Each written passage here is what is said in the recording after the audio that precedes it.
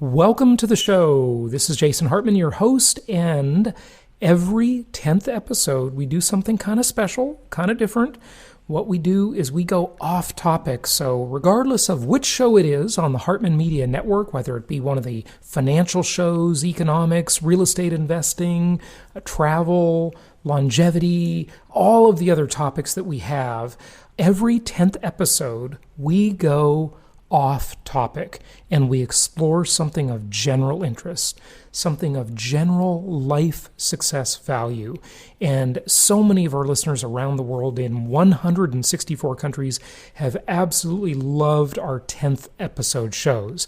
So that's what we're going to do today. And let's go ahead and get to our guest with a special 10th episode show. And of course, on the next episode, we'll be back to our regular programming. Here we go. This show is produced by the Hartman Media Company. For more information and links to all our great podcasts, visit hartmanmedia.com. Welcome to the American Monetary Association's podcast, where we explore how monetary policy impacts the real lives of real people and the action steps necessary to preserve wealth and enhance one's lifestyle. It is my pleasure to welcome Stephen M.R. Covey to the show. He is one of the Covey legacy people, so it's great to have him. And he is the author of The Speed of Trust, an excellent book that I had the pleasure of getting through a couple of years ago, and his newer book called Trust and Inspire. And Stephen, welcome. It's great to have you. How are you? Hey, I'm doing great, Jason. I'm really excited to be on the show. Yeah, we're glad to have you. Are you coming to us from Salt Lake City? I'm guessing you. I live close to the Sundance ski resort in the Rocky Mountains in Utah, and I'm just 10 minutes from skiing. So good stuff. Which is really exciting.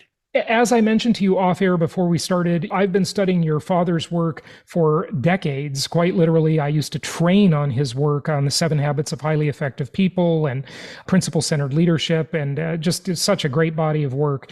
And you have continued that legacy really with a focus on the importance of trust.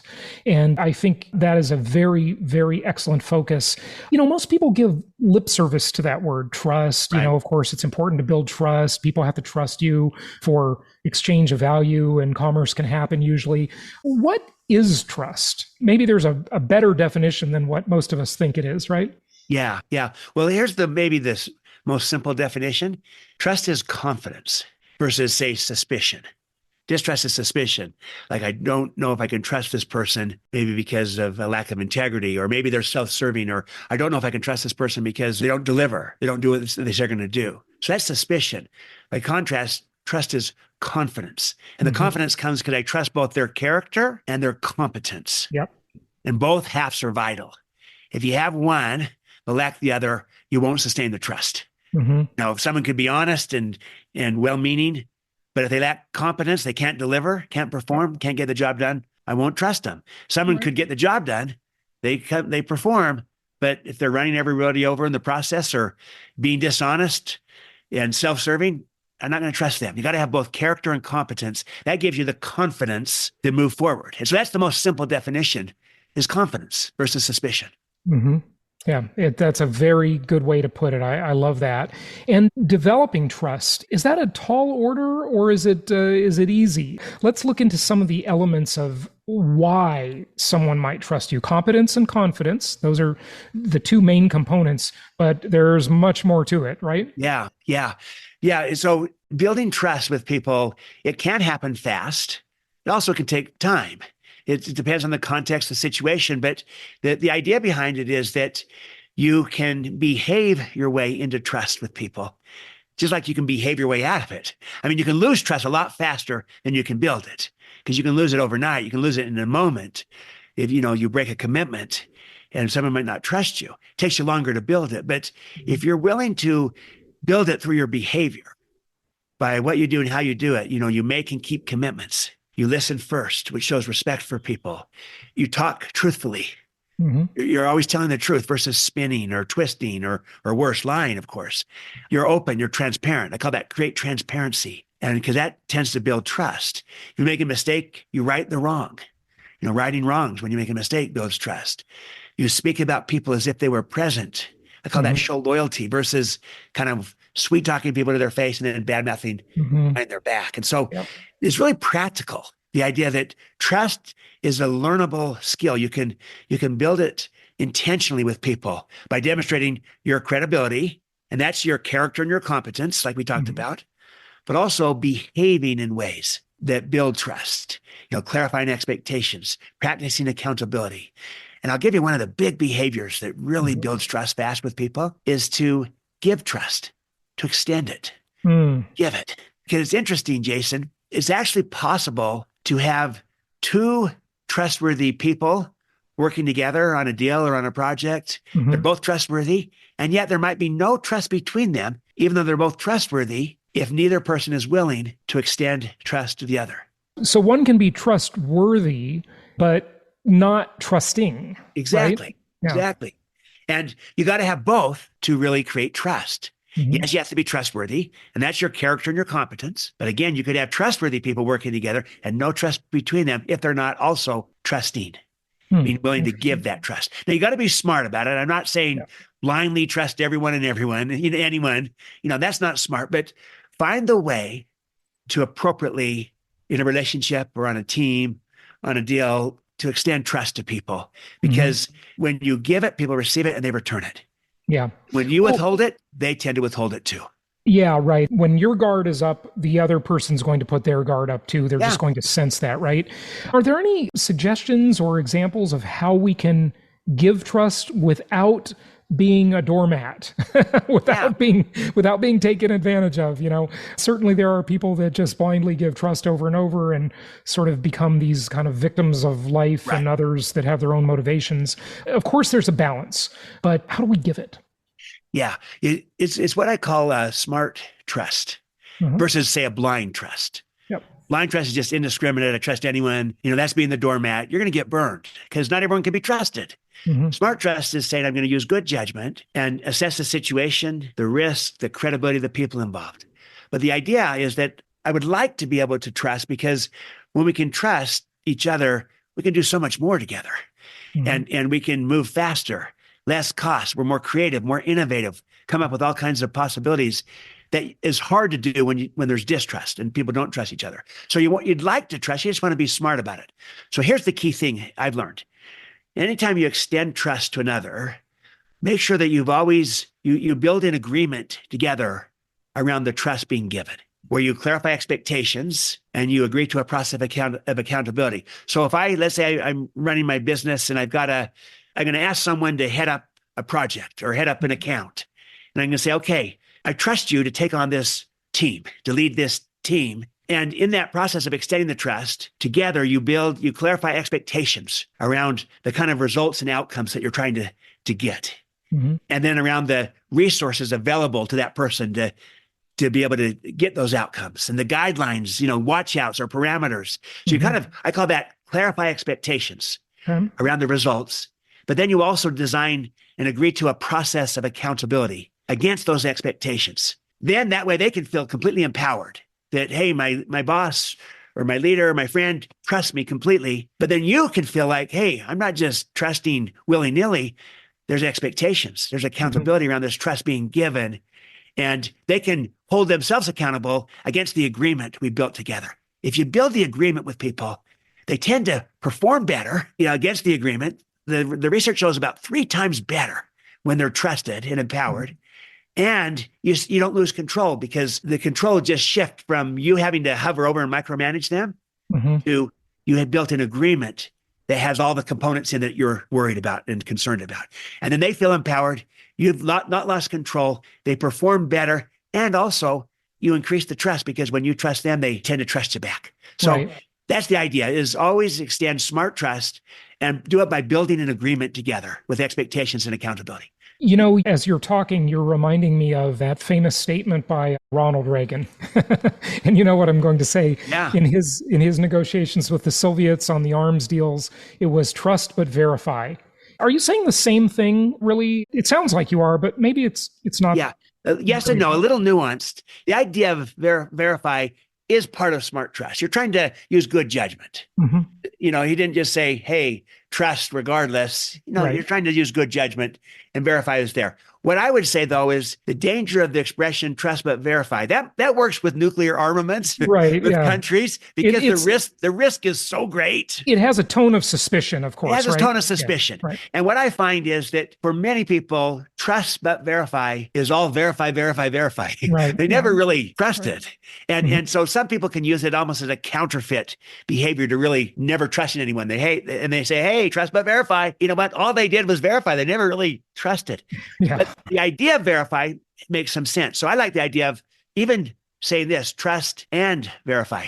But the word but tends to negate everything in front of it. Right. So, but you're using good judgment and you're kind of assessing the situation. Mm-hmm. But at the same time, Jason, we've got to be willing to extend some trust and not always have to just say, you know what, the verification means I'm going to hover over you. Then that's not really trusting them. Right. Instead, build an agreement around the trust being given. Yep. Empower them. Let them live up to it. If they don't, then the agreement should say, hey, if you don't deliver on these results, you're either going to have to improve or we're going to have to give the job to somebody else, type of thing. Mm-hmm. So you can be tough with this, Yep. but you also need to lead out by giving trust, because people respond to being trusted and they rise to the occasion. They perform better. It brings out the best in people. Right. I agree most definitely. You know, speaking of nuclear arms deals and sort of the world of big deals, you know, your training and your clients center around Fortune 1000 companies, okay? People that are doing big deals, okay, that impact tens of thousands of people at minimum, probably much more than that.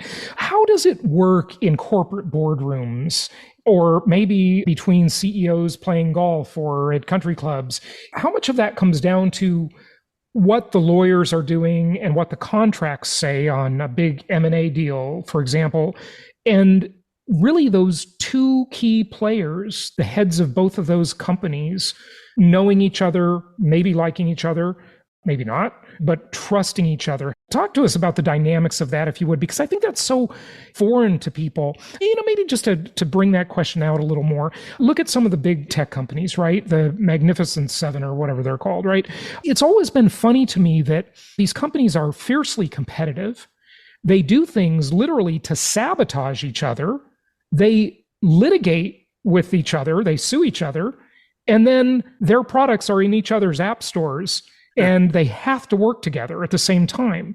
I've always been kind of puzzled about how that works. Does the CEO of Google talk to the CEO of Apple? Hey, you're blocking our ads on your browser. And, how do these guys work together? Because they do. And they're literally in court against each other at the same time. It's an odd dynamic, to say the least. Well, it is an odd dynamic. Yeah. And they somehow find kind of their boundaries and ways of saying, in these areas, we're going to compete. And there might be some other areas where we're going to collaborate and partner. Yeah. And they almost draw lines around where they're going to compete, where they're going to partner, the coopetition idea. Yeah. And, the key thing is that if there's a clarity of expectation around the boundaries, then perhaps it can work, because people, in a sense, are almost compartmentalizing. Drawing the boundaries and saying, we're competing here, we're collaborating here.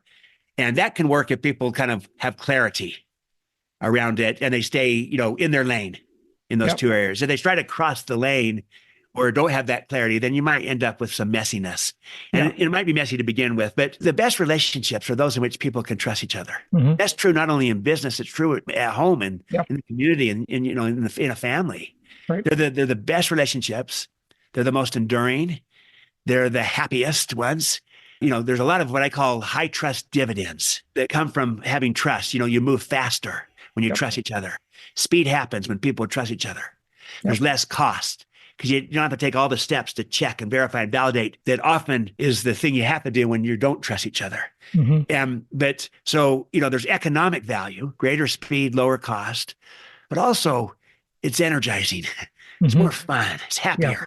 Being a high trust team, high trust relationship, high trust culture than a low trust one. So it's both quantitative and qualitative. Yeah. And it impacts everything. And I do think that the best relationships, the best deals are those in which people can trust each other versus when they kind of have to go back to the contract.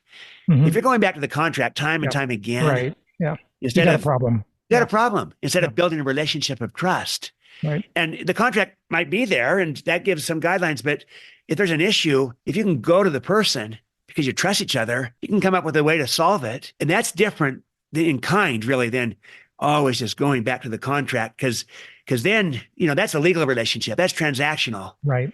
That's not a high trust relationship. So I'm not against contracts, because a contract can clarify expectations and clarify accountability, but a contract cannot become a replacement for a relationship of trust.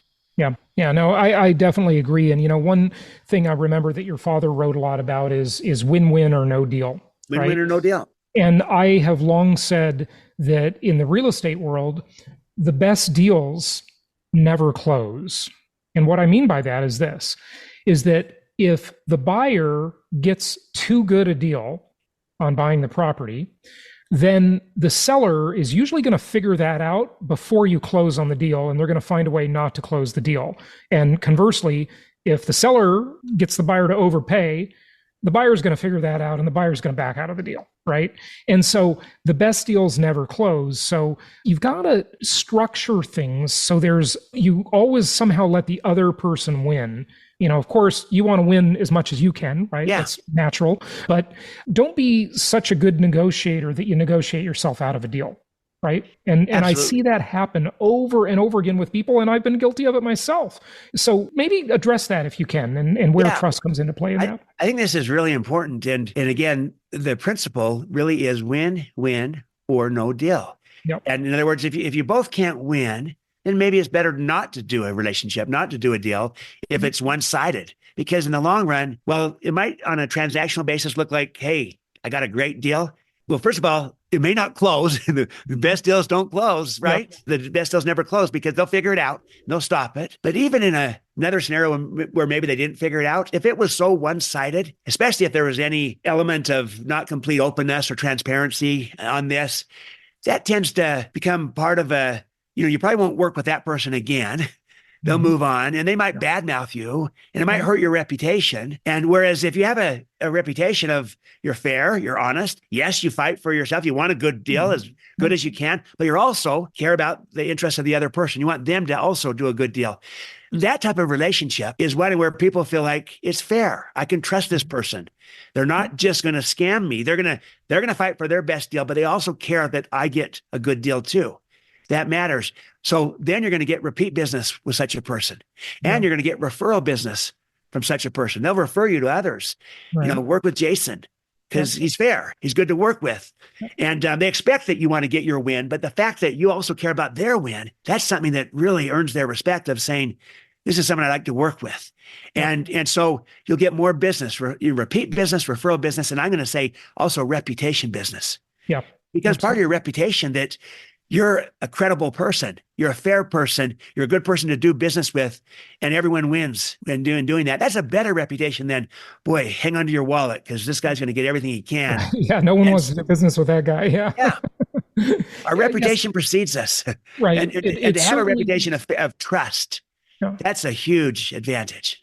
Yeah. So one of the things that has just amazed and discouraged me over the years, Stephen, is how short-sighted people seem to be in the business world. And, it seems like that's getting worse. And I started to notice it really getting worse in the 90s. It seems like, I'm dating myself now, but it seems like it just kind of got worse when the world got more connected, oddly. And I have trouble reconciling that. Now, maybe it's because there's the old saying, the world is your oyster, right?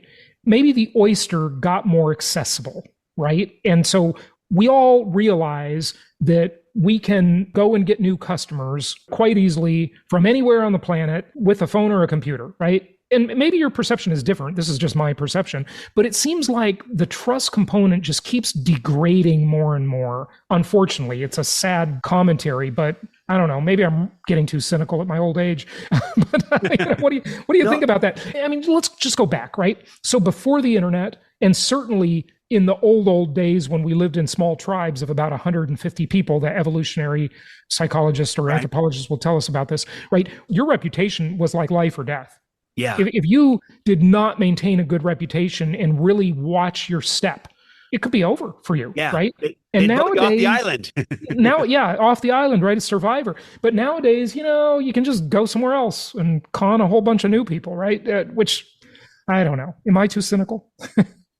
Well, the reality is that you're onto something that increasingly we're operating in a world of declining trust, Yeah. where it's going down. And part of the reason is, to your point, is that people are approaching this too transactionally, Yep. almost kind of like, what's the situation? What's in it for me? As opposed to how can I best serve, and how can I create a win-win, a mutual benefit deal? And part of that is that I'm so connected. I got these choices and options. I can just go from here to here to here. Too many choices. The It could paradox be, of too many choices. Yeah. it's a paradox. We got so many choices and options. It moves us more towards transactions. Yep. And transactions tend to not require trust. Right. And so we tend to look at this in isolation. And you add that up, and there's a lot of that going on. And that tends to also then impact trust overall in society. Yeah. And the danger of a low trust world is that it's contagious. Yeah. Distrust breeds more distrust. People become more careful, cautious, guarded. People respond back more careful, cautious, guarded, because none of us want to get burned. Yep. And we can find ourselves perpetuating that vicious downward cycle. And you know what happens in that downward cycle, and I think we're witnessing it, frankly, we're living it, is that it becomes so cumbersome to get anything done because there's so little trust, and everything has got security layers and contracts and addendums. And when I got into real estate at age 19, my first year of college, the contract to buy a property was a page long. Now it's just ungodly. It's incredible how complex everything is. And that is a bureaucracy where we're kind of just being crushed under our own weight of lack of trust. It is. Right? It is. That all of those are reactions to a lack of trust, to a loss of trust. We have the housing crisis, so we end up with Dodd-Frank, which is all of this, right? all these rules and regulations designed because of lost trust. We're penalizing the many because of the few. And we create all these rules, but it's not trust. It's a prothesis for a lack of trust, but it's expensive. Our distrust is very expensive, and it takes a lot of time. It costs a lot of money. There is a high cost to low trust. Oh, yeah. Especially because of the common levers to compensate for it, which is more rules, more regulations, more laws. It's understandable why we do that, but we never really looked at the cost of this. Yeah. And it's costly. And it's also exhausting. It's exhausting. It's totally exhausting. And no fun. It's just no fun at all. It's a Band-Aid. It's not a solution. It's a Band-Aid. It's simply you're treating the symptom, not the cause, with all these laws. And, I'm from California, and I live in Florida now, but I say my former home state, the Socialist Republic of California, like every year there's 900 new laws. Can you imagine keeping up with that? It's impossible. Yeah. It's just impossible. And you see a state that is quite literally collapsing under its own weight of bureaucracy. Let's wrap it up. But any solutions to this you want to offer, and any other final tips on how to build more trust with people in our relationships, business, family, whatever? Yeah, I would say this, and this is part of what I wrote about in this new book, Trust and Inspire, is that leaders go first. Someone needs to go first. Leaders go first. They want more trust. They're the first to demonstrate trust. They're the first to give trust. They want more openness, more transparency. They're the first to show openness and transparency. They want more respect. They're the first to show respect, and so forth. You want more empathy and understanding? Be the first to be empathic, to seek understanding. Someone needs to go first. Leaders go first. And so what we need, Jason, in an environment of kind of declining trust, and where you see a lot of people being transactional, what's in it for me, and just trying to optimize them only, and not necessarily thinking mutual benefit, win-win. What we need is models and examples the other direction of saying that even in today's world, you can do business the right way, and you can do it and build a reputation, build a brand that precedes you. You can do it and have relationships that are enduring and that are powerful, and where you get referral business and reputation business because of who you are. The Warren Buffett type of thing that precedes you, goes in front of you. It's so strong, and you earn that reputation. We need models, and models that can become mentors to say, even in a low trust world, there's a better way to lead, better way to run a business, a better way to be a creator of value, in deals, in real estate, and whatever it might be. And that gives hope and confidence for people that you don't have to just go with what's happening here. You can counteract it. Just like distrust is contagious, I think trust also is contagious. And when people see and experience trust and confidence, it helps create more trust and confidence. I want to be like that That's a better way to do it. I like doing deals with this person and they're fair, and I want to do more deals with this person. And we need more models. We need more mentors. And rather than wait on society to change or, people to get it, I'm not waiting on anyone. I'm going to lead out. Yeah. I'm going to go first. I'm going to model the behavior I would like to see. I'm going to model both the trustworthiness and the trusting, and I'll find a way to do it. Even if it's just me and my relationships in my home or on my team or in my business, I'm going to go first. Even if others around me are not, I'm going to give them a model of what's possible. I think people are longing for that. I think they respond to that, and we can be that kind of model for others. Yeah, that's very true and very inspirational. Stephen, give out your website. Of course, the books are available in all the usual places, and they're fantastic. But what resource or website do you want to share? Yeah. Why don't you go to trustandinspire.com? Trustandinspire.com. And there you'll see a variety of resources, tools, the books, and it also accesses the Speed of Trust book there too. So that can be very helpful for people. And what I would say, and I love how this is a 10th episode, because it's of general interest. Trust affects everyone. This is both economic, because it does affect, the speed and the cost of everything. And high trust is a performance multiplier of about 3x, 3 times, makes you better. But it's also such a great energizer. Oh, yeah. And it creates energy, creates joy, well-being, and is a better relationship, is a better way to live. So that's the general interest. The episode 10 idea of this is broadly speaking, a better way to have relationships and, whether they're personal or professional. And it's something we can get really good at. So I think trustandinspire.com will give you some insights and some ideas. And I think that people will resonate with the book because they'll see themselves in it and give them a vision of what's possible, what they can do to generate that kind of trust and get the dividends that flow from it. Absolutely. Great message. Stephen M.R. Covey, thank you so much for joining us, and keep up the great work. Thanks a lot, Jason. Great to be with you and everyone. Thank you so much for listening. Please be sure to subscribe so that you don't miss any episodes. Be sure to check out the show's specific website and our general website, hartmanmedia.com, for appropriate disclaimers and terms of service. Remember that guest opinions are their own, and if you require specific legal or tax advice or advice in any other specialized area, please consult an appropriate professional. And we also very much appreciate you reviewing the show.